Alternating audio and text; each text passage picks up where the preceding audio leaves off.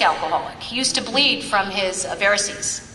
So every so often he would have to be rushed to the hospital, and then he would go to a detox and he would dry out, and then he would go to a rehab and he would get sober for a little bit of time. And of course I never stopped drinking because my alcoholism is manageable. I pay the bills. Manageable. I go to work every day. Manageable.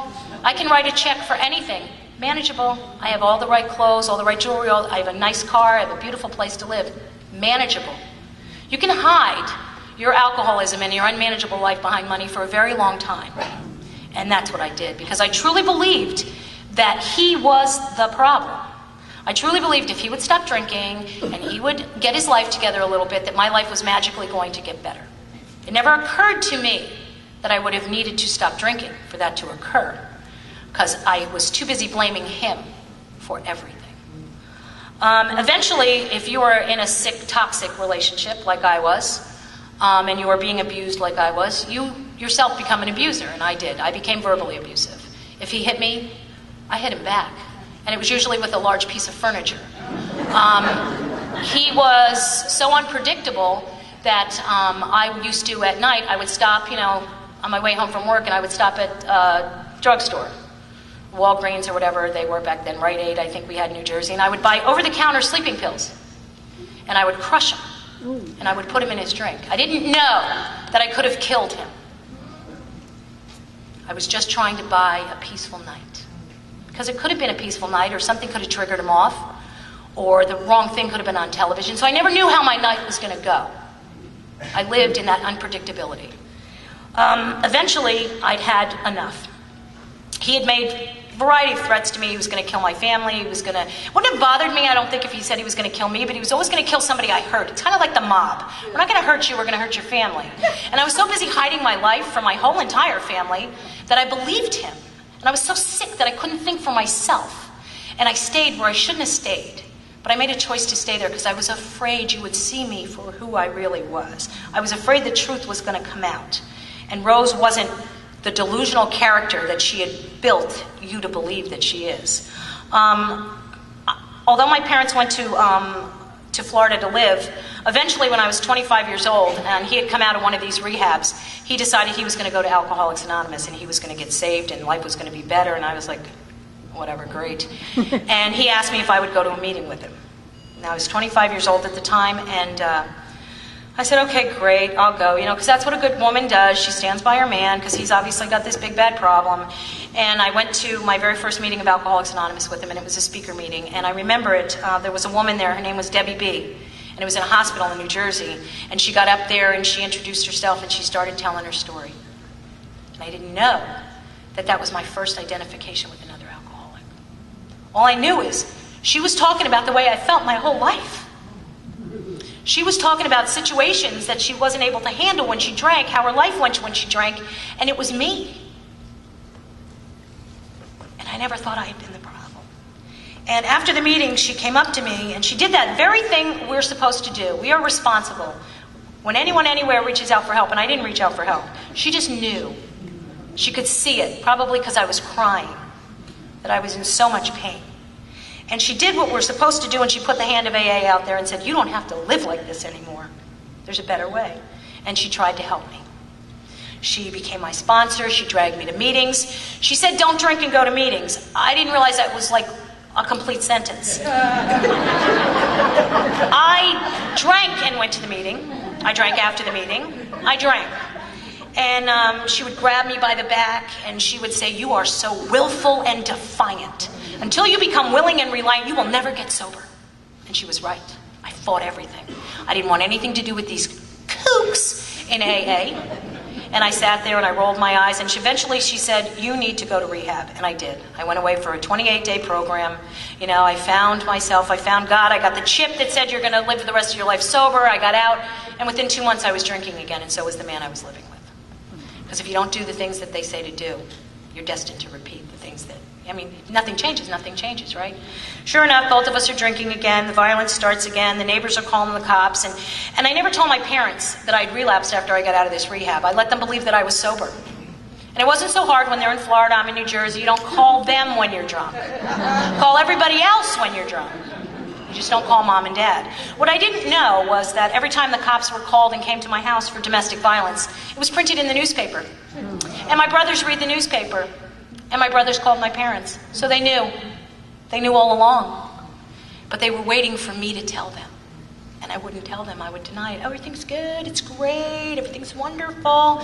And on one trip that they made up to see me, I had a black eye. And my dad said to me, Rosie, what's with your eye? And I said, oh, you know, I was bent over doing something, and Mark opened the door, and the knob hit me in the eye. And my father looked at me, and he said, baby, you got one time to tell me that story. And I knew it was probably not a good idea to lie to them anymore. But I couldn't tell them the truth because I had no intention of stopping drinking. See, drinking has always been my solution to any problem, good, bad, life. I have no coping skills. I drink. That's who I am. That's what I do. Eventually, I couldn't take the abuse anymore, and I was getting ready to leave because it was him, and it was that, and I knew if I left, everything would just be magically better, and I got the courage. I said, screw this, I'm out. I gotta go. I can't do this anymore. I'm sick all the time. I'm emotionally sick. I'm physically sick. Because I was a physically sick alcoholic, I threw up every single day that I drank. If I drank last night, I threw up the next morning, every single time. So when they talk about the allergy to alcohol, it took me a long time to figure out, oh, I got sick. Oh, it's really just that simple, Rose. I got sick every time I drank. So I was getting ready to leave him, and he fell down a flight of stairs and he broke his neck. And now he was partially paralyzed. And I couldn't. I was so ashamed that what would they think of me if I left him? What if somebody had done that to me? What if somebody left me when I was at the absolute worst part of my life? What would people think of me? And I stayed with him. And I don't know how long I stayed with him for. I think it was a year. I'm not sure. And he continued to drink after he got out of rehab. He was in a walker. He was, like I said, he had limited use of all 4 limbs. And the reason he continued to drink is because I bought it for him. I continued to supply him because if I didn't give him alcohol, my life was miserable. And I needed peace and quiet when I got home. I just wanted to be left alone. And I could ensure that if I gave him alcohol. So I would dole out certain amounts. You can have this much. I might still have a couple of control issues, but you can have this much at this time. And that's what I did. And eventually, it was just I couldn't do it anymore. And he had another GI bleed, and he was rushed to the hospital. And my mother had come up from Florida to visit myself and my 2 brothers. And she actually went with me to the hospital to see him. And when she saw me, she knew that I was in trouble. Something about a mother's ability to look in your soul. And she was still under the impression that he was probably the problem. And all I know is I went into that hospital and we were in a relationship. When I came out, I was no longer in a relationship with him anymore. My mother broke up with him. I don't know how she did it. She's 4'11", tough as nails. And then I thought, okay, great. Now my life starts. I'm 33 years old. Woo! And you know what changed? Absolutely nothing. He was no longer in the picture. I couldn't blame him anymore. I left him in that hospital. And my life was not any better. I was still as lonely. I was still as angry. I was still drinking. And I knew drinking was the problem because I had nothing else to blame. I knew it.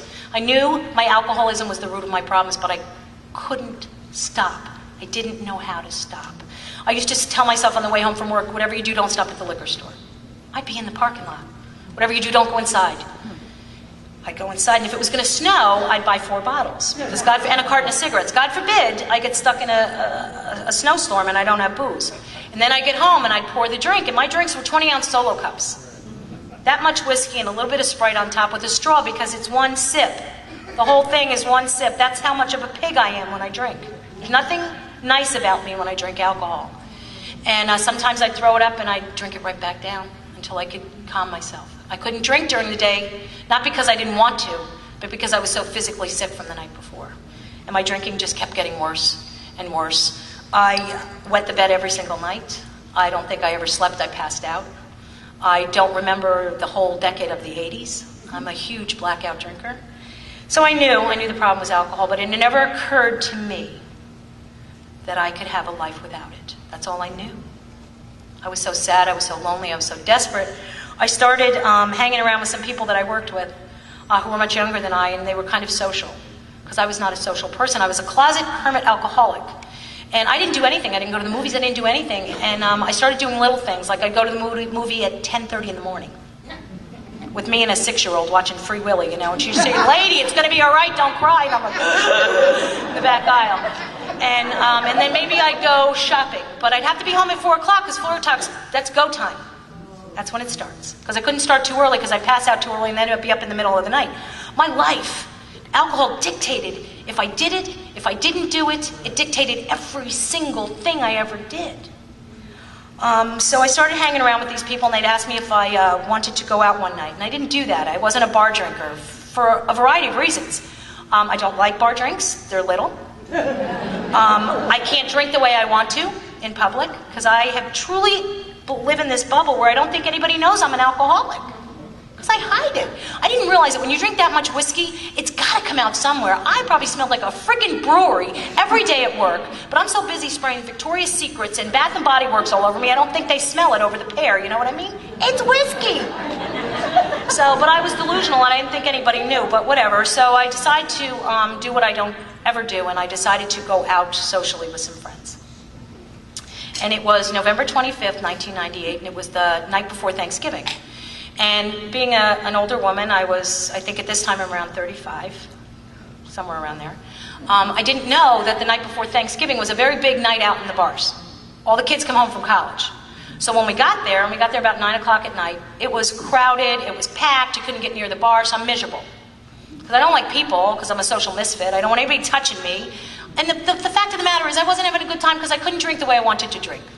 I'm paying good money for bad drinks. Doesn't make much sense to an alcoholic. You know what I mean? So, of course I'd had a couple of drinks before I went to the bar, but by no stretch of the imagination did I enjoy myself. So I did my little cursory couple hours with my friends and I said, I'm going to head home. I've had enough. Thanks a lot. I'm out. And the reason I knew is because I have this calculator of a mind that tells me I have to get out of here, I have to get home, I have to get drunk, I have to pass out, I have to be able to get up the next morning, get sick, make myself look presentable to spend Thanksgiving with my brother and his family. Because I can't drink around any family. They don't know I'm an alcoholic. So I had to have all these things done, so I had to leave. So it never occurred to me when I left the bar that night that I shouldn't drive.